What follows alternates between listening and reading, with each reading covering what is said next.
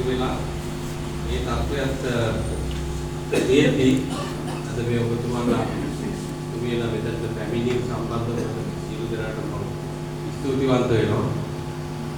සතිය දවසක හවස මේ එකතු වීම සම්බන්ධව ඔබ සියලු දෙනාගේම ප්‍රථමයෙන් අවසර ලබා ගන්නවා.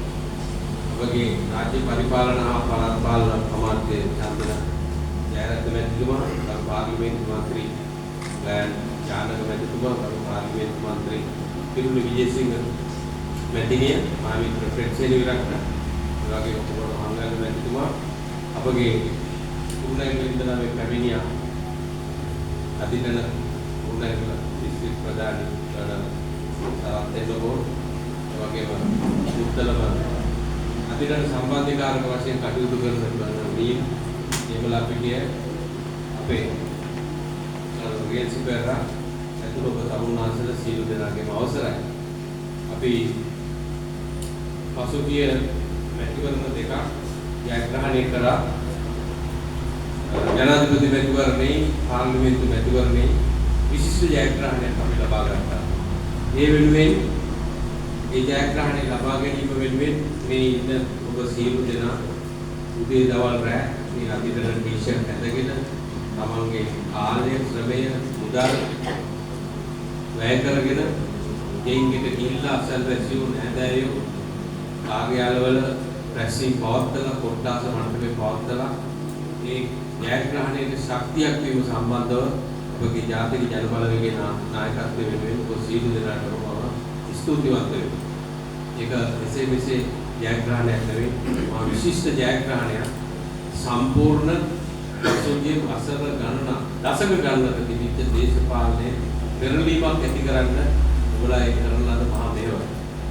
ඉතින් ඒ වගේම තමයි අපි පෞද්ගලික 17 වෙනිදා අපේ උදත් අයවැයක් ඉදිරිපත් කරා. ඉදුක් එකක් නෙමෙයි. පසුගිය වකවානුවේ වර්ෂ කීපය තුළ ආර්ථික වශයෙන් මහා ප්‍රශ්න ගණනාවකට මැදිහත් වෙලා තිබිච්ච රට අපි බාර අරගෙන මාස 4ක් වැනි කාලයක් තුළ මේ විදිහ අයවැයක් හදාගන්න පුළුවන් වීම මේක අපි සීල දෙනාම සතුටු වෙන්න ඕනේ. මේ අලලෝණු සැමන්ටින් හාල්මෙස්සෝ අයවැයක් නෙමෙයි. මේ අයවැයක තාමත් විශේෂ වුණාන්ස වෙලා වැඩ කරලා ඒ විස්තර එකතු කරගෙන සමස්ත ශ්‍රී ලංකාවේම ජනතාවට මුළු සමස්ත සියලුම ශේෂ්ත්‍රවලට දායක වෙන අයවැයක්. ඒ කියන්නේ උතුරු නැගෙනහිර කඳුකරේ අපේ සමස්ත ජනතාවටම දුප්පත්, පොහොසත්, ව්‍යාපාරික, ව්‍යවසාය, අධ්‍යාපන පරිසරයේ ඒ හැම එකක්ම ඉතාමත් සාධාරණව ආවරණය වෙන විදිහේ අයවැයක් තමයි මේ ඉදිරිපත් කරේ. ඒක ලේසියෙන් හදපු එකක් නෙමෙයි. මේ අයවැයවල් මීට දශක ගණනකට කලින් හදන්න තිබිච්ච අයවැයවල්. ඒ සල්ලි මුදල් වලින් අපිට අඩුවක් ලොකු අමාරුවක් තිබිච්ච නැති කාලේ හදන්න තිබිච්ච දෙයක්.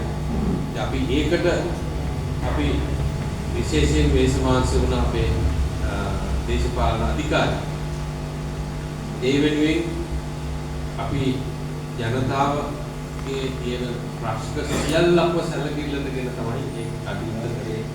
විශ්‍රාමිකවද රජයේ සේවකයෝද ඒ නිසා අපි සතුටු වෙන්න ඕනේ. අඩු ගානේ එහෙම හරි මේ අයවැය හදාගත්තේ.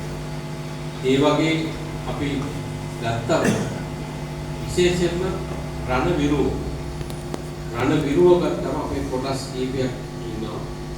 ඒ රණවිරුව යටතේ විශ්‍රාමකීය, ඒ වගේම ආබාධිත, මියගිය, අතුරුදහන් සහ මියගිය සහ අතුරුදහන් අයවලුන්ගේ පවුලේ අය. සමාජික සහ දුවල පුතාලා. ඒ විශ්‍රාමිකයොත් ගත්තම ඉන්නවා අවුරුදු 5න් ගිය, 12න් ගිය, 22න් ගිය, අවුරුදු 55 වෙලා වයසෙන් අවුරුදු 55 වුණාට පස්සේ විශ්‍රාමිකයෝ. ඒ වගේම ඉන්නවා ආබාධිත. ඒ වගේම ඉන්නවා විශ්‍රාමිකයෝගේ අවුරුදු 5 සහ 12ක විශ්‍රාමයට ලැබෙන්නේ නැහැ. ඒ ජීවිතේ ප්‍රශ්න තියෙනවා. ඒ වගේම තියෙනවා ආබාධිතයෝගේ 120ට අඩු ප්‍රතිශතයේ තියෙන, 120ට වැඩි ප්‍රතිශතයේ තියෙන. ආබාධිතයන් හැටියට දීමන ලැබිච්ච නොලැබෙන හිමිකම් තියෙනවා ඒ ලැබෙන්නේ නැති ඒ හිමිකම් නැති ලබා ගන්න සමාජ දේශක නිලධාරීන් ඉන්නවා හිමිකම් නැති ලබා ගන්න ආබාධිත කියන ඒ වගේම තමයි ආබාධිතින් සිටිනවා සාමාන්‍ය හේතුවක් මත මිය ගියා ගෙදරක වැඩක් කරද්දී එව නැත්තම් අනුතරකට ලක් වෙලා වතුරේ ගිලිලා එහෙම කරනවා ආබාධිතින් මත අහිමි වෙනවා ඒ පවුලේ ඒ වතා වුණාට පස්සේ ආබාධිතින් අවුරුදු 55 වුණාට පස්සේ හිමි වෙනවා යනාදී වශයෙන් සෑහෙන කොටසක් ඉන්නවා මේ රණ විරෝධී. ඒකට ඒ කොටස් ටික අපි පසුගිය කාලේ හඳුනගත්තා.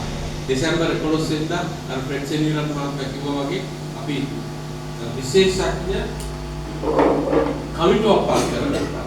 විශ්‍රාමික වැටුප් දෙපාර්තමේන්තුවේ මුදල් අමාත්‍යාංශයේ ඒ වගේම මහා භාණ්ඩාගාරයේ රණවීර විශ්ව අධිකාරියේ සභාපති ඒ වගේම ත්‍රිවිධ හමුදාවේ මාණ්ඩල ප්‍රධානී ත්‍රිවිධ හමුදාවේ වෛද්‍ය අධ්‍යක්ෂකවරු ත්‍රිවිධ හමුදාවේ වැටුප්පා ලේඛන අධ්‍යක්ෂකවරු ආරක්ෂක අමාත්‍යාංශයේ ආරක්ෂාව පැත්තේ සම්බන්ධ වෙලා ඉන්න ඒ අතිරේක ලේකම්වරු සහකාර ලේකම්වරු සියලු දෙනාම එකතු වෙලා කමිටුවක් හදාගත්තා. ඒකේ ප්‍රධානී සභාපති මම.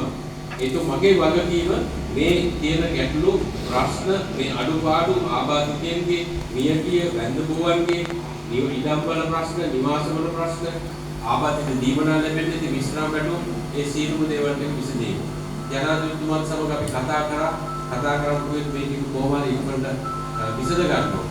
මේ ආයවැයට අපිට දා ගන්න බෑ මොකද ආයවැය සැලසුම් සැකසුයි ගිය අවුරුද්දේ දෙසැම්බර් මුල් මාසයේ ඉඳලා අපි ඵලයේ අපි මේ 7 වෙනි නොවැම්බර් 21 වෙනිදා ඒ නිසා මේ ආයවැයට දා ගන්න බොහොම අමාරු වුණා. අපි පුරිම උත්සාහ කරා.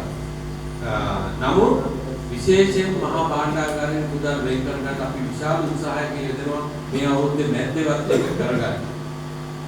කොටස් 28කට අපි සකසලා තියෙනවා.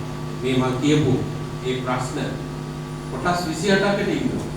සමහර පොඩි ප්‍රමාණයක් ඉන්නවා, සමහර 10 ගණන් ඉන්නවා. ප්‍රශ්න මෙතන ඇතුළේ තිබෙන ආරක්ෂක කියන අමාත්‍යාංශයේ කලක් රාජ්‍ය ආරක්ෂක අමාත්‍යාංශය වෙලා තිබුණා, කලක් ආරක්ෂක අමාත්‍යාංශය වෙලා තිබුණා, කලක් ආරක්ෂක සහ මොකද්ද මේ නාගරික සංවර්ධන කියලා දෙකකට එකතු කරලා තිබුණා. ආයි එකයි කළා ආයි ආරක්ෂක කරලා තිබුණා. ආයි රාජ්‍ය ආරක්ෂක දැන් ආරක්ෂක අමාත්‍යාංශය. ඒ නිසා මේ සියලුම පරිපාලන කටයුතු මහා අවුල් ජාලාවක් වෙලා තියෙනවා. අපි බලයට එන්න කලින් ආණ්ඩු බලය ගන්න කලින් අපි දැක්කා රාජ්‍ය සේවයේ තිබිච්ච ලොකු මහා අප්‍රසාදයේ මහ ජනතාව අතරේ කඩාවැටීම.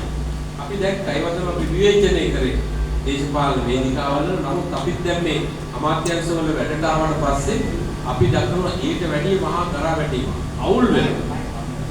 අවුල් කරලා ඒ පරිපාලනය ඒව මේ ලිහිල් කර ගැනීම තමයි අපි මේ පෞද්ගලික මාස දෙකමාරක් තුනක් වෙන කාලයක සිද්ධ කරේ. අපි පාලේ අරගෙන මාස දෙකක් විතර අපේ කාර්යාල අපේ මේ කාර්ය මණ්ඩලය පත් කරගත්තා. ඔවුන්ගේ විෂයපතේ සහ අපේ සංනිවේදනයේ යනාදී වශයෙන් ඒ ටික අපි හදා ගන්න ඕන. මමත් දේශපාලන අලුත් මේ මෙතුමාලා මේ මන්ත්‍රීතුමියලා වගේ දේශපාලනයේ අලුත් පාර්ලිමේන්තුවේ අපේ ව්‍යවහාරය එහෙම නැත්නම් අපේ කතිකාව එහෙම නැත්නම් එතන තියෙන කරුණු කාරණා පාලන කටයුතු අපිට අලුත්. අපි ඒ වගේම අපි අධ්‍යයනයක් ලබා ගන්න ඕන. අපි මාසෙකමාර තවත් නැහැ. මදි.